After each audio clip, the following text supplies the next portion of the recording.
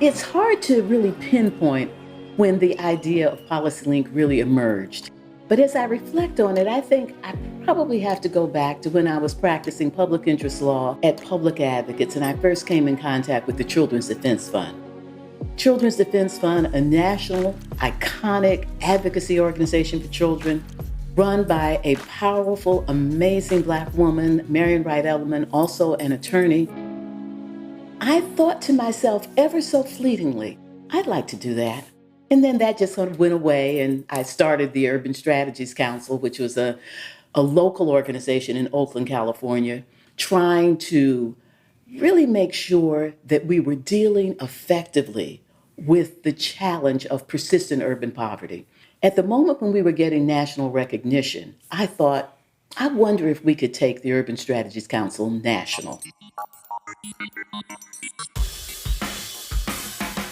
I had specifically started a local group without putting Oakland in the title because I think that naming things is everything. The opportunity came to me to go to the Rockefeller Foundation and become the vice president.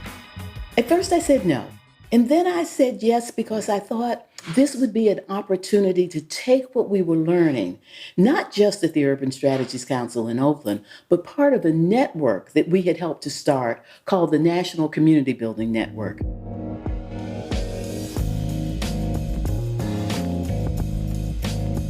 I did a couple of reports for Rockefeller on the convenings of the NCBN, the Community Building Network. And that, I think, over time, did evolve into Angela's vision for a standalone organization that would support those many groups, learn from them, lift up what works to policymakers. Sherry Dunbarry, who was the head of NCBN, immediately joined the PolicyLink board and was so crucial in helping surface the lessons of NCBN in a form that made sense for PolicyLink to take next steps. Movements are powerful and important for pushing forward new ideas, new policies, or perhaps stopping certain policies from happening and for lifting people up. The National Community Building Network was just a link in a chain that was, connected by history to other movements, to the civil rights movement, to the settlement house movement, to the suffrage movement and other kinds of movements for dignity and rights. It really did try and take the lessons from the Great Society, the War on Poverty, to think about what were the pieces that were missing. By the time I left New York and came back to Oakland to launch PolicyLink, I had already gotten commitments from the Rockefeller Foundation and the Ford Foundation for 5 years of funding. Angela started this conversation with me about equity, and I have to admit, I just thought, boy, Angela, this you're never going to get America to really buy into. I mean, what you're talking about, thinking about these issues in totally different ways, both in terms of how we think about cities in relationship to their surrounding communities, but how we think about the role that power has in this country and how resources have been shared or not shared, and the historical sort of rationale for many of the policies that existed today. And I said to myself, I love Angela, and I'm going to follow her any path she goes down, but this one here, America's not ready for. And I was wrong. As usual, Angela was right. Many policy think tank organizations were already doing work on cities, on regions, but no one was weaving together an intellectual framework like Angela was. It was a unique and bold idea. Joe Brooks, who was one of the first people to reach out to me to say, I heard you were starting something new and I want to be a part of it. So I had started consulting with him on the phone after I was really deep into planning it. I agreed, yes, so I'm going to want you to join, but help me think about this. And I called him up and I said, Joe, I think I've got a name, PolicyLink. And Joe said, yeah, one word. I said, okay, because I was thinking 2 words. He said, yeah, 1 word. And then as I started playing with 1 word, capital L in the middle. And so that's how I came up with PolicyLink, because it really conveyed doing policy and linking it to the community building movement.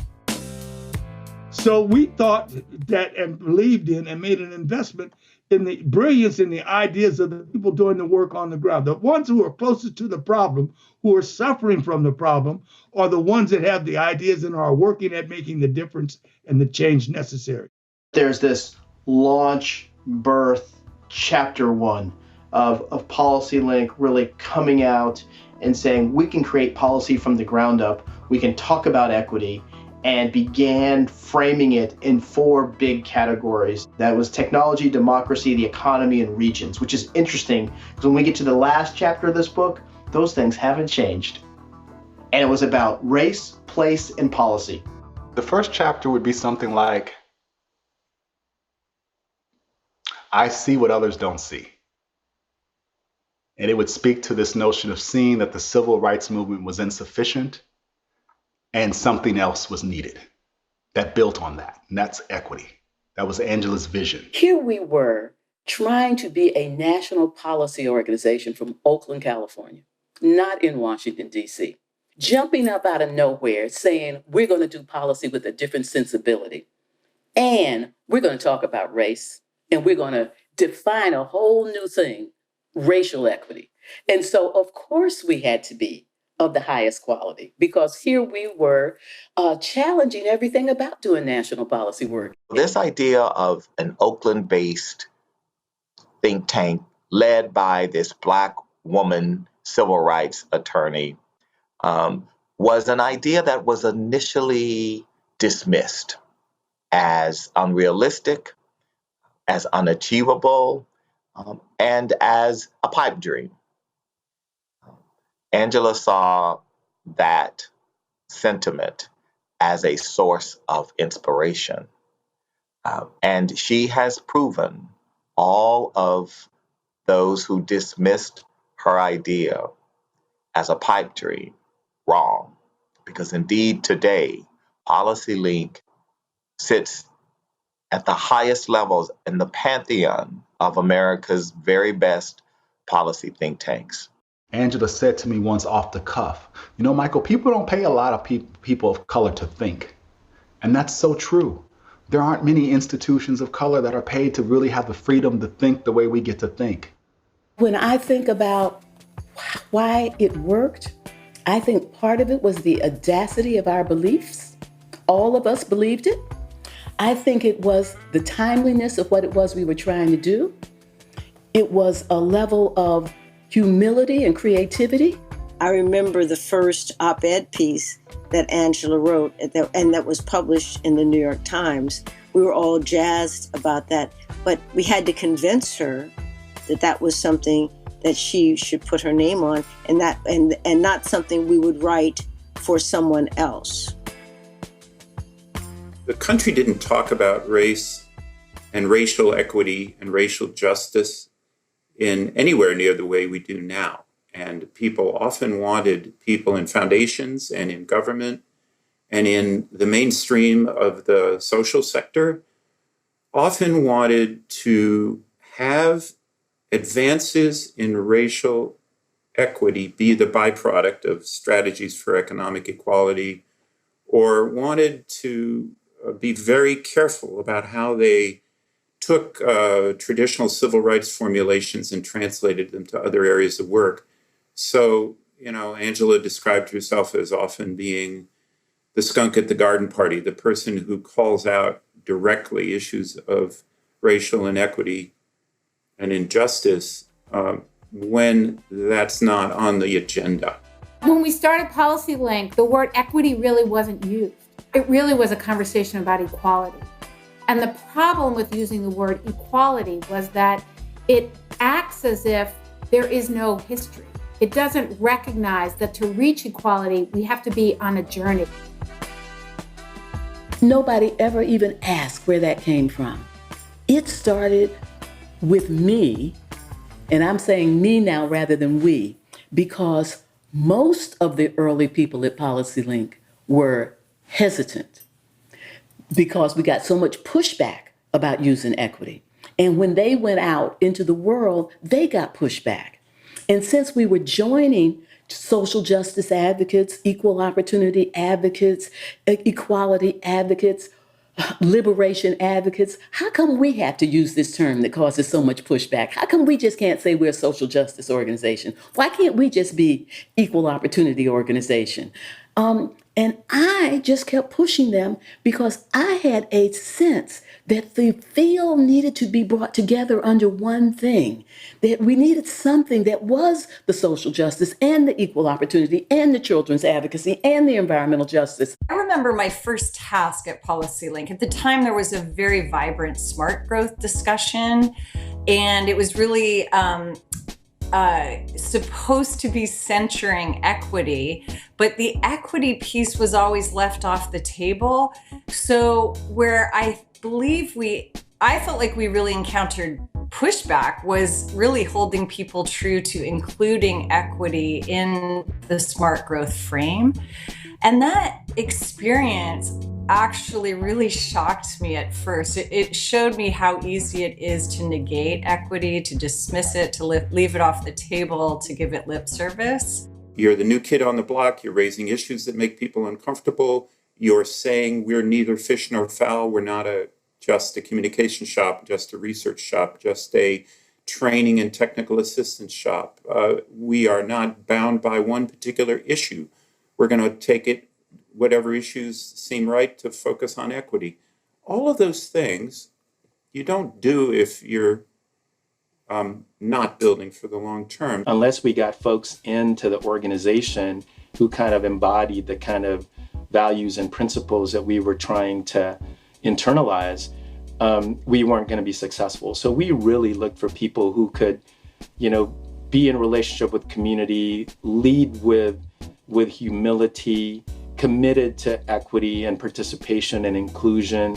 When I think of the people at the early days who I just thought were the coolest people ever, we probably had at that time one of the most diverse staffs in terms of race, sex, ethnicity, age, what have you. And so that itself is something that PolicyLink has really, just by being, has been an inspiration for other people. The initial board members, Jim Gibson, William Julius Wilson, Sherry Dunbarry, Joan Walsh, Jeff Canada, each of them brought such incredible expertise in civic leadership, in the changing economy and where Blacks fit into that. So having people who carry on their shoulders both the work of their ancestors and then bringing that wisdom into the institution, that was just hugely impactful. The next chapter is proof of concept. You got a great idea. You launch this thing. You're going to create policy by lifting up what works. The link in your name of making these linkages from the ground up, cross movements, cross sectors. How do you actually operationalize this thing? And it was really amazing where Angela, Heather McCulloch, Ray Colmenar, Judith Bell really leaned into this concept of regional equity. And that was proof of concept. The nation was going through this smart growth movement about looking at the inefficiencies of sprawl. And we were able to take a conversation about all these amazing assets in the region and how could they really apply to those that need to benefit the most. I mean, that's a beautiful equity statement. I mean, that's this curve cut thinking about how do we apply these amazing assets. The other thing that was really interesting for PolicyLink, especially in the early years, was this dance of staying ahead of the curve, seeing where work was heading, where the issues were heading, but staying nested in community interest and power. Perfect example, the digital divide. A term that in some ways PolicyLink helped to phrase and coin in the early 2000s. And that was because the relationships we had and a little bit of foresight about where was coming with technology put us in a position to be able to think about what the equity implications were in that. calling it equity, talking about equitable development, talking about centering race, things that they were already doing, but we were naming it. And we actually said that our early years, we spent a lot of time naming and framing, naming what it was people were doing on the ground, framing it around ways that you could push that into policy, and being advocates to get some of those early policies in place. So one of the things that was really interesting when PolicyLink arrived on the scene is the humility we had to have about the notion that we had something new to offer. The conversation on equity in the United States was never dead. Let's be clear. It was raging in communities all across the country. What was missing sometimes was a space for those communities to connect, the tissue that could actually have them learn from each other and build on their experiences. And we provided a mechanism to do that. And that work evolved into the desire that was surfaced from communities around an online resource base, which sounds like, obviously now, but there weren't that many of those happening in 2000. And that resource base became a kind of equitable development toolkit, that frame of equitable development as a progressive way to think about stopping displacement as part of the cycle of communities really took root. And ultimately, as the relationships strengthened and the confidence built, people in specific regions would start to ask if we could support them in policy campaigns. And so then we found ourselves trying to figure out how to be authentic partners in campaigns in a given region, even though we were not based in that region. And I learned a lot about how to be authentic in place when you're not in place. I remember Katrina being not a turning point, because it wasn't like people turned away from anything, but a very risky venture that could have just swallowed up the organization, or really marked a change. And okay, well, we've got to get this involved in any city we work in, and that just didn't turn out to be true. New Orleans, that project was very special. It offered a lot of learnings. PolicyLink was able to work in different roles in various metro areas, convening different groups of people. Some of those steps seemed risky at the time. And I would never say that there were no missteps, but in terms of having the ability to staff up a local project and then pull back as local partners were taking more ownership, those things look organic, but they probably weren't. They were the result of, painstaking decisions and consultation all along the way. When we went to do our work in New Orleans, we were constantly thinking about how to be having a conversation about race and who from the staff needed to have it, and how to develop trusting relationships, and how to then have those conversations with leaders in the state, leaders in the city, leaders around the country. And the way we had that conversation and that experience, I think, was a real pivotal moment, because it was so much also about the nation in its constant process of coming to terms with its history and with the implications for racism. And so I think it then further enhanced our ability to be engaged in that work. And then, as we did work, for instance, with immigrant communities, with Latino leaders, that again added other dimensions, since that history has its own characteristics. And so each time that allowed us, I think, to be more authentic and more effective. If chapter 1 was about the first 2-3 years of PolicyLink, the next chapter is about the next 6-8 years, gets us to 2008, where that chapter is coming to a close. We have proof of concept. Now, really, how do we begin to scale what we've been talking about? In comes the Obama administration. So chapter 3 is this remarkable chapter of scaling impact. All of a sudden, we were invited in, and the whole environment and the whole sense of possibility changed. The way the story about the work with the Obama administration begins, it begins with Jeff Canada, who was on our board and the head of the Harlem Children's Zone. And then candidate Obama started to talk about promised neighborhoods and how the Harlem Children's Zone represented this vision for promised neighborhoods. And Jeff called Angela and said, this guy might become the president and we need to get ready for what that could look like. And so we began this process of pulling together experts, of doing interviews ourselves, of doing mapping, of then drafting a plan for what promised neighborhoods could look like. Candidate Obama became President Obama. We went to meet with the transition team. There had been a model, for instance, around access to healthy food that began in Pennsylvania, was being tested in other states and communities. We brought that to the Obama administration and it became the Healthy Food Financing Initiative. So we came to the transition team with these this was before you would have anything like just be able to have it on a website or whatever. We had these big briefing books. We came with these bags of these briefing books and we basically sat down with the transition team and could give them, here's what the vision of promised neighborhoods looks like. Here's what increasing access to healthy food looks like. Here's the maps that show you what different communities could look like. It was just this wonderful embodiment of the very idea of PolicyLink, of lifting up what works and making it real.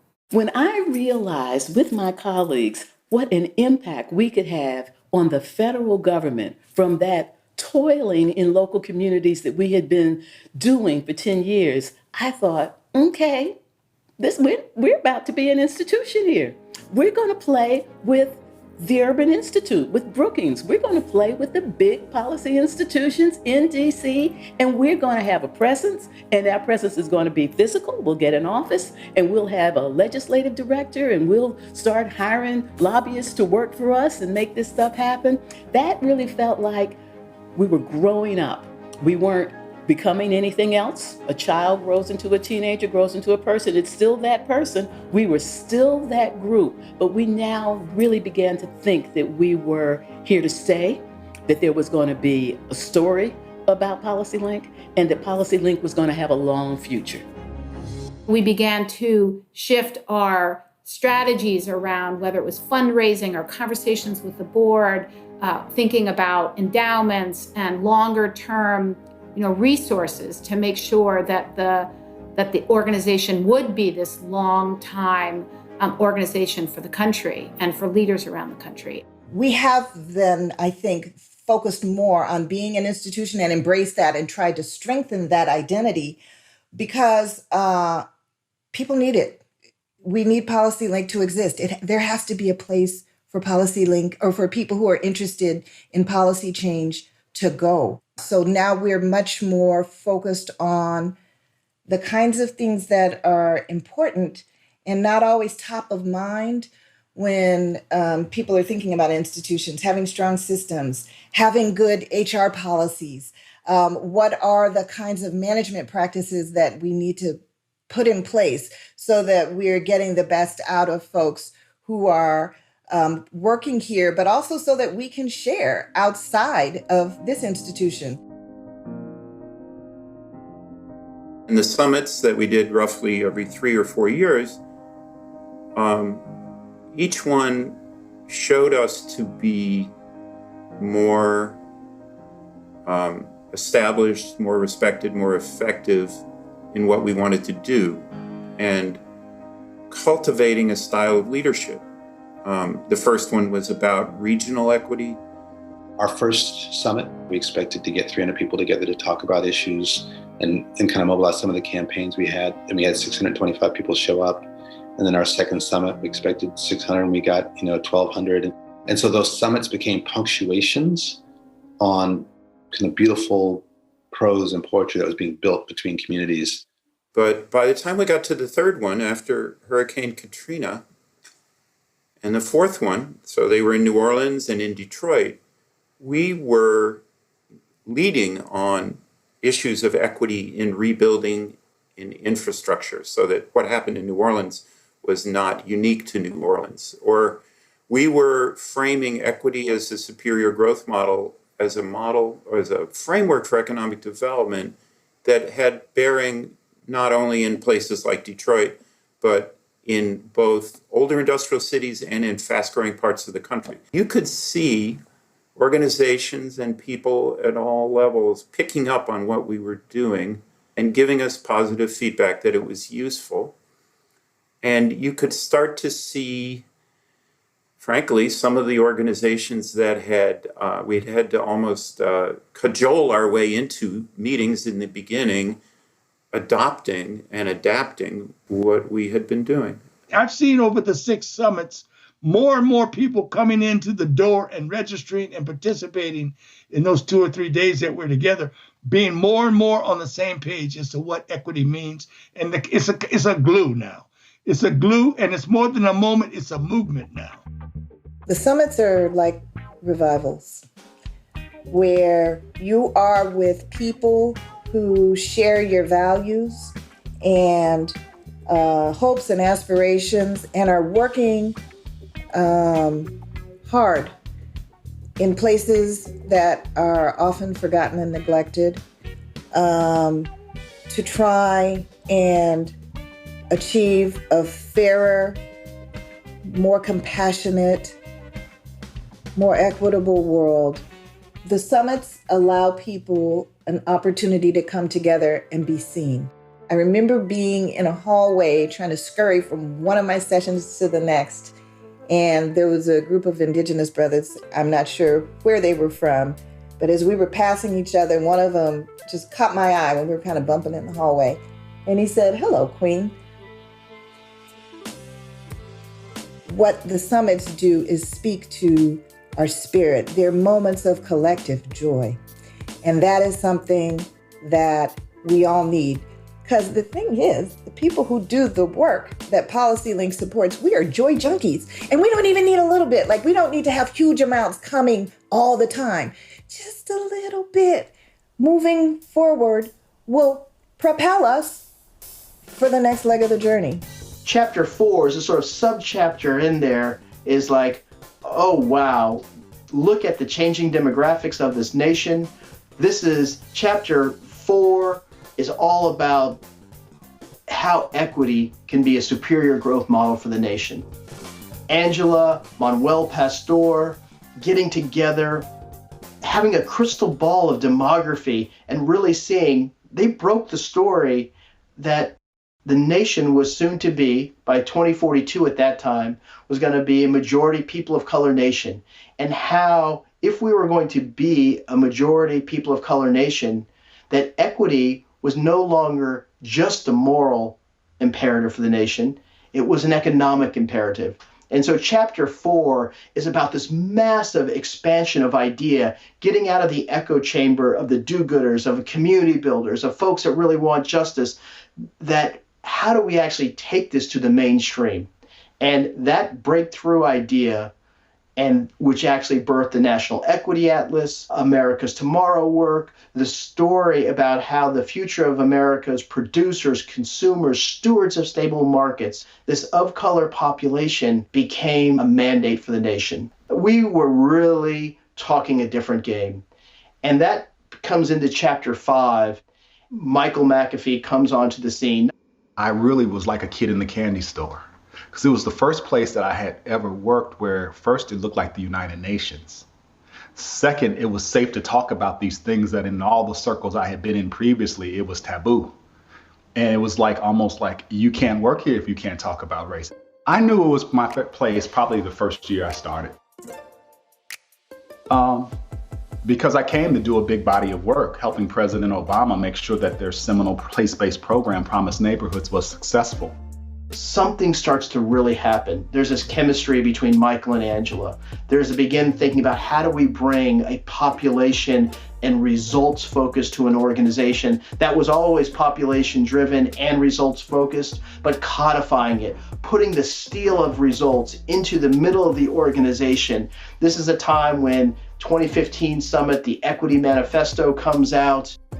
We really have Angela's article around the curb cut effect. Michael beginning to apply this results framework not only in cradle to career work, but expanding across the entire organization.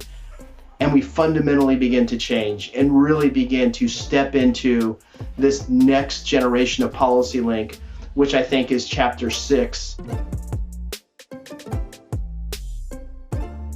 This is the chapter that we're writing here together, which is really about how do we win on equity and apply everything that we ever have done with all of these amazing constituencies and tens of thousands of folks, and really come into this big tent to break through into sectors like we've never been before. The work that we're doing with the private sector, with the CEO blueprint for racial equity, really demanding what racial equity standards can be for corporations. The racial equity governing agenda, which is beginning to move with this next administration.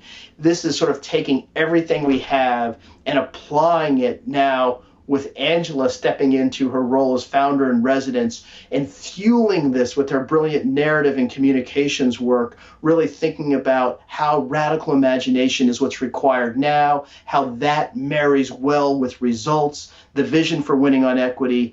And here we are really beginning in this time of, multiple pandemics, is seeing a moment that's opening like maybe none other in our lives, despite these, absolutely challenging times we're in. And this becomes chapter 6. I founded PolicyLink 20 years ago, and 20 years is a long time. And it's often true that when a founder is the CEO of an organization, people are never quite sure that it really is there for the long haul. I think we don't really quite know whether or not you've got an institution until you've had a change of leadership. And so I'm stepping down as CEO of PolicyLink. Aww. I'm stepping down as CEO of PolicyLink. It'll be in the early fall. Aww. And I'm not retiring, because there is work to do. I'm not even leaving PolicyLink because I love it. So I'm going to step into the office of the founder. I'll be a founder in residence. And I can continue to write and speak and teach and coach and help my colleagues at PolicyLink if they ask me to. But I'm going to be there doing something other than running the organization. And I am so happy about the fact that 7 years ago, Michael McAfee joined PolicyLink. Woo! And so in the fall, Michael McAfee will become the president and CEO of PolicyLink. This is how I think you've got to keep this movement going in this country. You create these institutions, you allow for the next generation of leadership to take where you've taken it and take it to a new level, and you don't fear that. You actually support it, you help engineer it, and then you cheer it on. The next stage is about us having the audacity to rewrite the rules of the game, to boldly step into the economy and say it isn't just and fair right now, and to know how to do it, how to use our credibility to begin to move people. The chapter that we're in now is Our Power, Our Future, Our Nation. It was a tagline from our 2018 summit. In the early days, we framed the concept of equity that you have to apply resources to the most vulnerable or disenfranchised, and that by applying the resources there, that all of society will be positively affected. And we went on from framing equity, so that felt like a first moment in saying, we understand a concept that we can pursue that will address the racial disparities and legacy of this country. And then we went on to frame regional equity, which was like looking at how has the geography and landscape changed because of the application of explicitly racist policies in land use and transportation and housing. And then we went on to frame equitable development, and we began applying that concept around the country. And then we went on to equity as a superior growth model. And so I feel like we've always been on a frontier of framing the next generation of equity-focused policy. I remember every time we thought we had mastered something, an event would come along that represented an opportunity to go big or go home, to use the cliche. So Angela would say, and not only Angela, Judith Bell and others as well, this is our moment. We have to seize it. We can't be a normal, regular, hey, we got this grant, we do this work, we move to the next grant, we do the next job. We have to make a big impact right now after Hurricane Katrina, after the election of Barack Obama, after the election of Donald Trump, and a few other times in between. I think that PolicyLink has always wanted to do more than anyone thought was possible. And that willingness to work towards something that you probably won't achieve is different. It's different. I'm not sure that a lot of people go to work to do that. But I think that all of us who have worked at PolicyLink go to work to do that. That we are challenging the nation that we live in to do what it has never done. That we are lifting up the people who are most often left behind and saying, we're going to lead with their aspirations, not our aspirations for them, but their aspirations for themselves. That we are going to take on institutions and leaders and both challenge and help them to create the way. Angela built an organization to get to this point so we could be revolutionary. Because she couldn't be fully as revolutionary as I know she is, because she wouldn't have been able to build PolicyLink. She gave us an amazing gift, she and so many others at PolicyLink. The question for me is, do we know what our generation is supposed to get done? 100 million folks are still suffering. There is more for us to do. That structural work of redesigning this nation so it works for everyone, that's the work for our generation. I believe that PolicyLink introduced radical ideas like racial equity, which when initially put forth were dismissed, were thought of as too radical. But the organization, through methodical, rigorous work, moved an idea that was marginal to the mainstream. Black folks even told her don't talk about equity when she started PolicyLink. And she said something that was quite profound when she said, sometimes, Michael, you got to put an idea out there and lead people to it, even if they don't like the words. And you got to lead people to it and create a big enough space for them to see themselves in the work. I said to Angela not long ago, what does it feel like for something you cared about more than a decade ago to be on everybody's lips today as they're talking about the need for equitable recovery and equity in this area and that area? And she just smiled and said, it's nice when sometimes you stick with stuff long enough to actually see it bear fruit. I mean, I can tell you the stories of all the wins, the monies, the results, the this, the that, but it's really about what happens when you bring the most expansive views of diversity together, activate all that genius, and channel it for good. PolicyLink can give you one thing, a chance to fight for liberation for everybody in this nation. That's what we can give you. And that's what we can stand on. I want people to listen to this history, listen to the stories, listen to the conviction of the people who are telling these stories, and use it as a foundation to them thinking about what they want to do, the new possibility that they want to enact.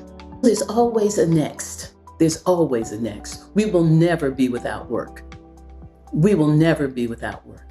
But that doesn't mean there's not joy and triumph and accomplishment along the way.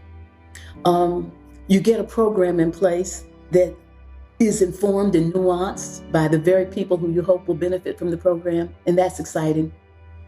You get the President of the United States to say racial equity.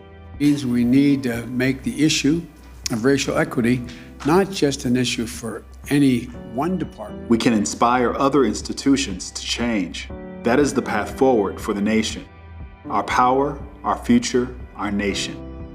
That's why winning on equity is so important, to design a nation for the all.